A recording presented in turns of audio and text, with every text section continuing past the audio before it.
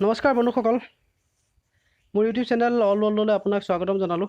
আজি মই আপোনালোকক দেখুৱাম ইউনিক আইডি কেনেকৈ ক্ৰিয়েশ্যন কৰা হয়, যিটো বৰ্তমান এডমিশ্যনৰ বাবে অতি প্ৰয়োজন হৈ পৰিছে। তাৰ বাবে আপোনাক প্ৰয়োজন হ'ব আপোনাৰ লাষ্ট এক্সামিনেশ্যনৰ যোনটো ৰেজিষ্ট্ৰেশ্যন কাৰ্ড হয়, ৰেজিষ্ট্ৰেশ্যন কাৰ্ডটো আৰু আপোনাৰ বেংকৰ একাউণ্ট নাম্বাৰ লগতে IFSC কোডটো। আৰু বন্ধুসকল, যদি আপুনি এনেকুৱা ভিডিঅ' আৰু পাই থাকিব বিচাৰে তেতিয়াহ'লে মোৰ চেনেলটো ছাবস্ক্ৰাইব কৰিব আৰু ভিডিঅ'টো যদি ভাল লাগে লাইক কৰক, শ্বেয়াৰ কৰক আৰু কিবা ক'বলগীয়া থাকিলে কমেণ্ট কৰিব। গতিকে আহক দেৰি নকৰি ভিডিঅ'টো আমি আৰম্ভ কৰোঁ। নমস্কাৰ বন্ধুসকল, আহক তেতিয়াহ'লে প্ৰথমতে আপোনাৰ মোবাইলৰ প্ৰথম যিকোনো এটা ব্ৰাউজাৰত গৈ আপুনি আপোনাৰ গুগলটো অ'পেন কৰি ল'ব। আৰু মোৰ ইয়াত গুগলটো প্ৰথমতে আছে, গতিকে গুগলত আপুনি টাইপ কৰিব ইউনিক আইডি ক্ৰিয়েশ্যন। আৰু মোৰ ডেছক্ৰিপশ্যন বক্সতো দিয়া আছে ইয়াৰ লিংকটো, আপুনি তাৰ পৰাও গৈ পেলাই কপি কৰি ল'ব পাৰে। আৰু প্ৰথমতে আপুনি পালে জেনেৰেট এটা unique ID online registration DAC online admission .mtron.in। গতিকে ইয়াতে আপুনি ক্লিক কৰিব। ক্লিক কৰাৰ লগে লগে government of Assam director of higher education, ইয়াতে আপুনি পালে এটা পেজ আহি গ'ল। তললৈ গ'লে আপুনি পাই যাব এখন ৰেজিষ্ট্ৰেশ্যন ফৰ্ম। ইয়াতে আপুনি আপোনাৰ সম্পূৰ্ণ পাৰ্চনেল ইনফৰমেশ্যনবিলাক দিব। সাৱধান যাতে এটাও ৱৰ্ড যাতে ভুল নহয়। ফাৰ্ষ্ট নেম, নিজৰ নামটো দিব। মিডল নেম, যদি আপোনাৰ কোনো মিডল নেম আছে মিডল নেম টাইপ কৰিব। তাৰ লাষ্ট নেমত টাইটেলটো লিখি দিব, উপাধিটো।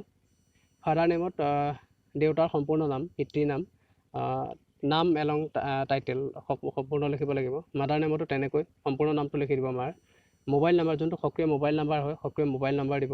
ডেট অফ বাৰ্থ, যোনটো আপোনাৰ ডেট অফ বাৰ্থ হয়, জন্মৰ তাৰিখটো ইয়াত আপুনি চিলেক্ট কৰি ল'ব। ইয়াত কৰাৰ লগে লগে আহি যাব যোনটো আপোনাৰ হেৰি হয়, ডেট অফ বাৰ্থ লিখি দিব। তাতে তেনেকৈ জেণ্ডাৰটো আপুনি চিলেক্ট কৰি ল'ব, মেল হয় ফিমেল হয়। তাতে ৰিলিজনটো আপুনি চিলেক্ট কৰিব, কেনেকৈ আপুনি কোনটো ৰিলিজনৰ হয়। বুদ্ধিষ্ট, খ্ৰীষ্টিয়ানিটি, হিন্দুইজম, জৈনিজম, মুছলিম, শিখ, কাৰ কোনটো হয়। তেনেকৈ আপুনি কাষ্টটো চিলেক্ট কৰিব, আপুনি কোন কাষ্টৰ হয়, general, OBC, MOBC, ST SC select কৰিলেই হ'ল। মই যিকোনো এটা এনেই চিলেক্ট কৰি গৈছোঁ আপোনালোকক দেখাবৰ কাৰণে। ইয়াত আহিলে আকৌ PWD, person with disability data list, আপুনি ইয়াতে চিলেক্ট কৰিলে পাব। ইয়েছ হ'লে ইয়েছ কৰিব, ন' হ'লে ন' কৰি দিব। ষ্টেট অফ ডমিচাইল আছাম হয়, যিহেতু এইটো অসমৰ হোম পেজ হয়, গতিকে অসমৰ নামটো প্ৰথমতে আহিব। তেনেকৈ আপুনি কোন ষ্টেটৰ হয় সেই ষ্টেটটো ইয়াত আপুনি টাইপ চিলেক্ট কৰিলে হৈ গ'ল। আৰু কোন ডিষ্ট্ৰিক্টৰ আপুনি বাসিন্দা হয়, ডিষ্ট্ৰিক্ট ইয়াত চিলেক্ট কৰিলে হৈ গ'ল। আপুনি ষ্টেটটো চিলেক্ট কৰাৰ লগে লগে সেই ষ্টেটৰ ডিষ্ট্ৰিক্টবোৰ আহি যাব। গতিকে অসমৰ চিলেক্ট কৰাৰ লগে লগে অসমৰ যিবোৰ ডিষ্ট্ৰিক্ট আছে গোটেই ডিষ্ট্ৰিক্টবোৰ ইয়াতে আহি যাব, আপুনি চিলেক্ট কৰি ল'ব। তলত আহিলে examination and course information, seeking admission for, আপুনি কিহত এডমিশ্যন কৰিব বিচাৰিছে, হায়াৰ ছেকেণ্ডাৰী নে আণ্ডাৰ গ্ৰেজুৱেট নে পোষ্ট গ্ৰেজুৱেট। যদি আপুনি হায়াৰ ছেকেণ্ডাৰী কৰিব বিচাৰিছে HSত কৰিব, মানে হায়াৰ ছেকেণ্ডাৰী ফাৰ্ষ্ট ইয়েৰ বা ছেকেণ্ড ইয়েৰত HSত কৰিব। আণ্ডাৰ গ্ৰেজুৱেট, যদি আপুনি ফাৰ্ষ্ট ছেমিষ্টাৰ, থাৰ্ড ছেমিষ্টাৰ বা ফিফ্থ ছেমিষ্টাৰ এডমিশ্যন কৰিব লাগে তেতিয়া আপুনি UGত কৰিব। যদি আপোনাৰ পোষ্ট গ্ৰেজুৱেটৰ ফাৰ্ষ্ট ছেমিষ্টাৰ বা থাৰ্ড ছেমিষ্টাৰ হয় তেতিয়া আপুনি পোষ্ট গ্ৰেজুৱেটত চিলেক্ট কৰিলে হৈ গ'ল। আৰু তেনেকৈ আপুনি এডমিশ্যন ইয়েৰ ছেমিষ্টাৰ, যদি আপোনাৰ কোন ছেমিষ্টাৰ বা কোন ইয়েৰ হয় আপুনি ইয়াত চিলেক্ট কৰি ল'লেই হৈ গ'ল। সেইমতে আপুনি ইয়াত যদি আপোনাৰ হায়াৰ ছেকেণ্ডাৰী থাকে, হায়াৰ ছেকেণ্ডাৰী যদি চিলেক্ট কৰা হয় তেতিয়া ইয়াত আপোনাৰ ফাৰ্ষ্ট ইয়েৰ ছেকেণ্ড ইয়েৰটো আহিব। তেনেকৈ যদি আপুনি আণ্ডাৰ গ্ৰেজুৱেটত চিলেক্ট কৰে ইয়াতো আহিব তেনেকৈ first semester, third semester, fifth semester.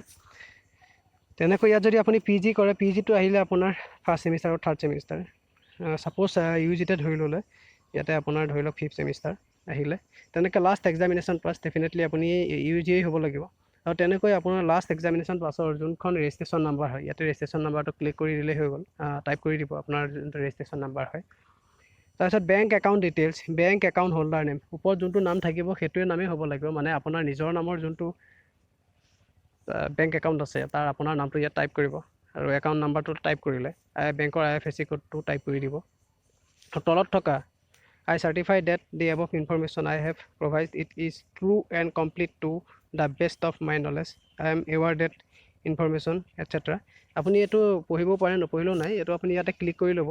ইয়াতে বক্সটো ক্লিক কৰি লৈ ইয়াতে আপুনি ছাবমিট কৰি দিব আৰু হৈ যাব আপোনাৰ লগে লগে আপোনাৰ ক্ৰিয়েশ্যন হৈ যাব। যিহেতু মোৰ ইয়াত কোনো নাহিব এতিয়া। গতিকে বন্ধুসকল, আশা কৰোঁ আপোনাৰ ভিডিঅ'টো ভাল লাগিল। গতিকে ভিডিঅ'টো লাইক কৰিব, শ্বেয়াৰ কৰিব এণ্ড ছাবস্ক্ৰাইব কৰিব। আৰু ভিডিঅ'টো শেষৰ কাৰণে চোৱাৰ বাবে অশেষ ধন্যবাদ।